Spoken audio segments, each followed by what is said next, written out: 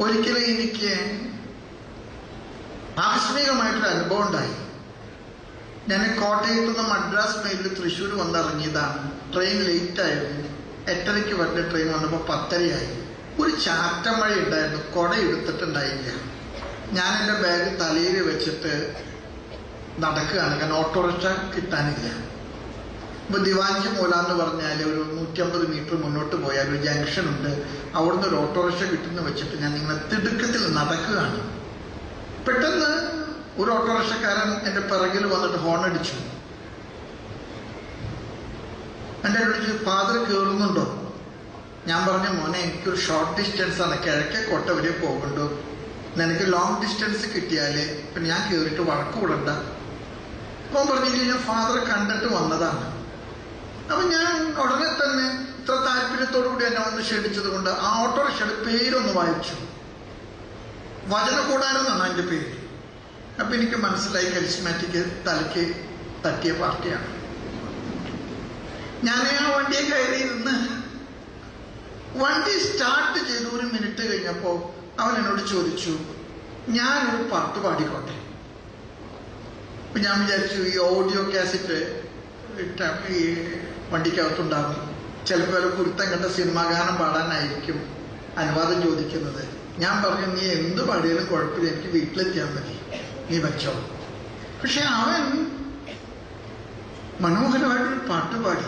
കർത്താവിലെന്നും എൻ്റെ ആശ്രയം, ഇവിടെ കുഴലൊക്കെ എവിടെ കിടക്കണം അവൻ പാടി വെച്ച് നോക്കുന്നുണ്ടോ. നിങ്ങൾ നന്നായിട്ട് പാടുന്നുണ്ട് കേട്ടോ, ഞാൻ കുറ്റപ്പെടുത്തി പറയരുത്. കർത്ത താളലയത്തോടുകൂടെ ശ്രുതിമധുരമായിട്ട് അവൻ പാടി. പാട്ട് കഴിഞ്ഞപ്പോൾ അവനോട് ചോദിച്ചു, ഞാനൊന്ന് വചനം പറഞ്ഞോട്ടെ. അപ്പൊ എനിക്ക് മനസ്സിലായി ഇവന്റെ കരിസ്മാറ്റിക് പ്രസ്ഥാനത്തില് പങ്കാളിത്തം കൊണ്ട് ഒരു ഞരമ്പല്ല പല ഞരമ്പ് കൂട്ടിയിട്ടുണ്ട്. റോമാക്കാർക്ക് എഴുതിയ ലേഖനം 10-ാമത്തെ അധ്യായം അവനോട് ശ്രുതിമധുരമായിട്ട് മണിനാദത്തിൽ എന്നെ പറഞ്ഞു കേൾപ്പിച്ചു. കേൾക്കാതെ എങ്ങനെ വിശ്വസിക്കും? വിശ്വസിക്കണമെങ്കിൽ പ്രഘോഷിക്കപ്പെടണം. സുവിശേഷം പ്രസംഗിക്കുന്ന പാദങ്ങൾ എത്ര? അത് കഴിഞ്ഞപ്പോൾ അവനോട് ചോദിച്ചു, ഫാദറെ ഞാനൊന്ന് പ്രാർത്ഥിച്ചോട്ടെ. ഞാൻ പറഞ്ഞു, എനിക്കറിയാൻ പാടില്ല നീ വട്ടായച്ചൻ അട്ടപ്പാടി ഗ്രൂപ്പാണോ അതോ വണമനാലച്ചൻ അണക്കര ഗ്രൂപ്പാണോ അതേ പൂവണ്ണിലൊക്കെ പുതിയത് വന്നിട്ടുണ്ട്, ഏത് ഗ്രൂപ്പാണെന്ന് എനിക്കറിയാൻ പാടില്ല. നീ പ്രാർത്ഥിക്കണമെന്നൊന്നും എനിക്ക് വിരോധമില്ല, പക്ഷെ സ്റ്റിയറിങ് വിടാൻ പാടില്ല. കാരണം ഈ ഗ്രൂപ്പൊക്കെ പ്രാർത്ഥിക്കുന്നത് കൈപൊക്കിയിട്ടാണ്. എനിക്ക് ജീവനിൽ കൊതിയുണ്ട്. ഞാൻ പറഞ്ഞു, സ്റ്റിയറിംഗുമെന്ന് കൈയെടുക്കാണ്ട് നീ എന്ത് പ്രാർത്ഥിച്ചാലും എനിക്കൊരു കുഴപ്പമില്ല. എത്ര മനോഹരമായിട്ടോ എനിക്കൊരു പ്രാർത്ഥിച്ചെന്നറിയാമോ? സത്യം പറഞ്ഞാൽ കുണ്ടുകുളം പിതാവ് എനിക്ക് പട്ടം തന്നപ്പോൾ പോലും അത്ര ആത്മാർത്ഥമായിട്ട് എനിക്ക് വേണ്ടി പ്രാർത്ഥിച്ചിട്ടില്ല. പിതാവിന് ആരോഗ്യം കൊടുക്കണേ, പിതാവിന് ആയുസ് കൊടുക്കണേ, പിതാവിന് വരദാനങ്ങൾ കൊടുക്കണേ, പിതാവിന് കൃപ കൊണ്ട് നിറയ്ക്കണേ, പിതാവിലൂടെ ഒരുപാട് പേര് സുവിശേഷം അറിയട്ടെ.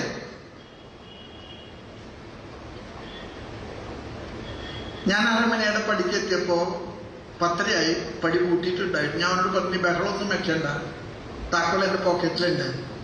ഞാൻ 50 രൂപ അവന് കൊടുത്തു. 20 രൂപയാണ് ഞാൻ ഉദ്ദേശിച്ചത്. 30 രൂപ അവന് ടിപ്പ് കൊടുത്തതാ. കാരണം അത്രയ്ക്കേറെ എനിക്ക് വേണ്ടി അവൻ പ്രാർത്ഥിച്ചിട്ടുണ്ട്. ഞങ്ങൾ അച്ഛന്മാരെ ഏത് പ്രാർത്ഥന ചെയ്യാനും കാശ് മേടിക്കുന്നവരാണ്. നിങ്ങൾ ചിരിക്കൊന്നും വേണ്ട, ഞാൻ തൃശ്ശൂരിൽ നിന്നായതുകൊണ്ടാണ് പറയണം. പാലക്കാട് അങ്ങനെ മേടിക്കുന്നുണ്ടാകില്ല. ഞങ്ങളൊക്കെ അന്നത ചെല്ലിയാലും ഒഫീസ് ചെല്ലിയാലും വീട് വെഞ്ചരിച്ചാലും വാഹനം വെഞ്ചരിച്ചാലും ഒക്കെ കാശുണ്ട്. ഇവൻ എനിക്ക് ഇത്ര നേരം പ്രാർത്ഥിച്ചതല്ല, അവനെ എന്തെങ്കിലും കൊടുക്കാണ്ട് പറ്റൂ.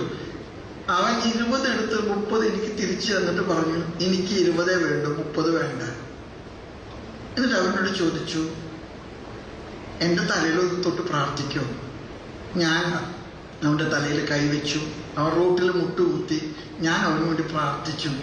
പ്രാർത്ഥിച്ചിട്ട് ഞാൻ അവൻ്റെ കൈ കൂപ്പിപ്പിടിച്ച കൈയെടുത്ത് എൻ്റെ നെഞ്ചത്ത് വെച്ചിട്ട് പറഞ്ഞു, കർത്താവേ, ഇവന് കൊടുത്ത ആത്മാവിൻ്റെ ഒരരട്ടിയെങ്കിലും എനിക്ക് തരണേ.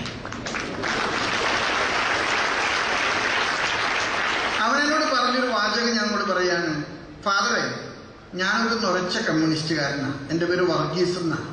ജീവിതകാലത്ത് ഒരിക്കലും പള്ളിയിൽ പോയിട്ടില്ല. എൻ്റെ അപ്പനും കമ്മ്യൂണിസ്റ്റുകാരനായിരുന്നു.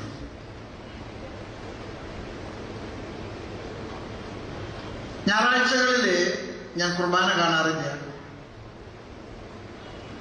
കുമ്പസാരിക്കാറില്ല. ഒരു റോഡ് അപകടത്തിൽ ഞാൻ തളർന്ന് കിടപ്പായി. എന്നെ കാണിക്കാത്ത ഡോക്ടർമാരും കൊണ്ടുപോകാത്ത ആസ്പത്രികളും കഴിക്കാത്ത മരുന്നുകളുമില്ല. ആർക്കും എന്നെ സുഖപ്പെടുത്താൻ പറ്റിയില്ല. ഞാൻ 4 കൊല്ലത്തോളം കിടപ്പാണ്.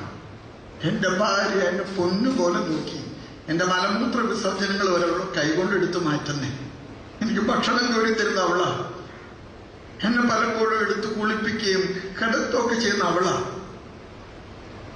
എനിക്ക് അവളോട് ഒരുപാട് കടപ്പാടുണ്ട്. അവള് 2 കൊല്ലം മുമ്പ് എന്നോട് പറഞ്ഞു, ഈ പോട്ടയിൽ രോഗികൾക്കൊരു ധ്യാനം നടക്കുന്നുണ്ട്, ചേട്ടാ ഒന്ന് പോകാമോ? ഞാൻ വിശ്വസിച്ചിട്ട് പോയതല്ല.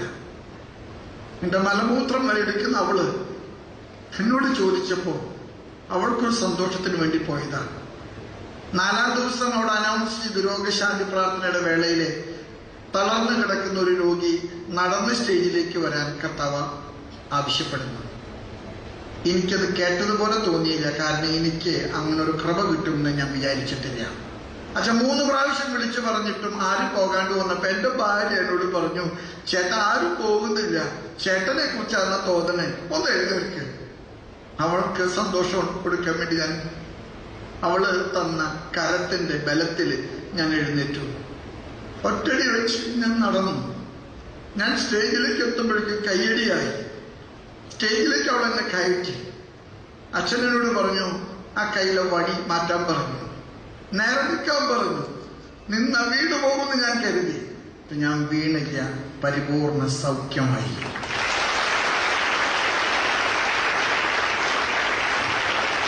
ഞാൻ നിരീശ്വര പ്രസ്ഥാനങ്ങൾക്ക് വേണ്ടി ജീവിതം മുഴുവൻ പണയപ്പെടുത്തിയവനാണ്.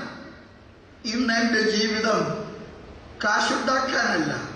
പണ്ട് ഈ ഓട്ടോറിക്ഷ എനിക്കൊരു ഉപജീവന മാർഗമാണ്. ഇന്ന് എനിക്ക് ഈ ഓട്ടോറിക്ഷ കർത്താവിന് പ്രസംഗിക്കുന്ന വചനപീഠമാണ്. കാലത്ത് 6 മണിക്ക് ഞാൻ വീട്ടിൽ നിന്ന് തൃശ്ശൂർ പുത്തമ്പള്ളിയിൽ വന്ന് കുർബാന കാണും. 7 മണി വരെ ഞാൻ അവിടെ പള്ളിയിൽ പ്രാർത്ഥിക്കും. അത് കഴിഞ്ഞാൽ ഈ വണ്ടിയിൽ ഞാൻ ആളുകളെ കയറ്റും. സ്കൂൾ കുട്ടികളെ, ആസ്പത്രിയിൽ പോകുന്നവരെ, ഇന്റർവ്യൂവിന് പോകുന്നവരെ, പരീക്ഷയ്ക്ക് പോകുന്നവരെ, പെൻഷന് വേണ്ടി പോകുന്നവരെ, ആര് ഈ വണ്ടിയിൽ കയറിയാലും ഞാൻ അവർക്ക് വേണ്ടി ഒരു പാട്ട് പാടും. ഞാൻ അവർക്ക് വേണ്ടി ഒരു വചനം പറയും. ഞാൻ അവരോട് കർത്താവിനെ കുറിച്ച് പ്രാർത്ഥിക്കും.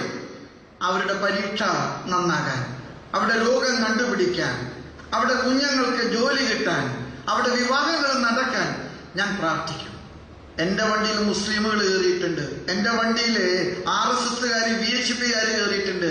എൻ്റെ വണ്ടിയിൽ ഒരിക്കലും പള്ളിയിൽ പോകാത്ത കമ്മ്യൂണിസ്റ്റുകാർ കയറിയിട്ടുണ്ട്. ആരെയും ഞാൻ നോക്കാറില്ല. ഈ വണ്ടിക്കകത്ത് കയറുന്നവനോട് കർത്താവിനെ പറയാതെ ഞാൻ ഈ വണ്ടിയിൽ നടക്കില്ല. ഞാൻ ടെലിവിഷൻ കാണാറില്ല, ഞാൻ പത്രം വായിക്കാറില്ല. ഞാൻ രാവിലെ ഇറങ്ങി ബ്രേക്ക്ഫാസ്റ്റ് ആകുമ്പോൾ വീട്ടിൽ പോയി ബ്രേക്ക്ഫാസ്റ്റ് കഴിക്കും. ഉച്ചയ്ക്ക് ഊണ് കഴിക്കേണ്ട സമയം അവിടെ പോയി കഴിക്കും. രാത്രിയിലെ കുടുംബ പ്രാർത്ഥന കഴിഞ്ഞ് വണ്ടി എടുത്ത് 11 മണി ഉറക്കം വരുന്നത് വരെ ഈ വണ്ടിയുമായിട്ട് ഞാൻ ചുറ്റിക്കറങ്ങും. ഒരുപാട് കള്ളുകുടിയന്മാരെ ഞാൻ കണ്ടുമുട്ടിയിട്ടുണ്ട്. അവരെ ഞാൻ വീട്ടിൽ ഇറക്കി കൊടുത്തിട്ടുണ്ട്. പിന്നെ കാണുമ്പോൾ അവരെ ഞാൻ ഡി-അഡിക്ഷൻ സെന്ററിൽ കൊണ്ടുപോയിട്ട് ചികിത്സിച്ചിട്ടുണ്ട്. എനിക്ക് അച്ഛനെ പോലെ വചനം പ്രഘോഷിക്കാൻ, വേദികളിൽ കയറി നിൽക്കാനുള്ള ധൈര്യമില്ല. പക്ഷെ എൻ്റെ വണ്ടിക്കകത്ത് കയറുന്നവൻ വണ്ടിയിൽ നിന്ന് ഇറങ്ങുന്നതിന് മുൻപ് അവനോട് ഞാൻ കർത്താവിനെ പ്രസംഗിച്ചേ വിടുകയുള്ളൂ എന്ന് ഉറച്ച തീരുമാനമാണ്.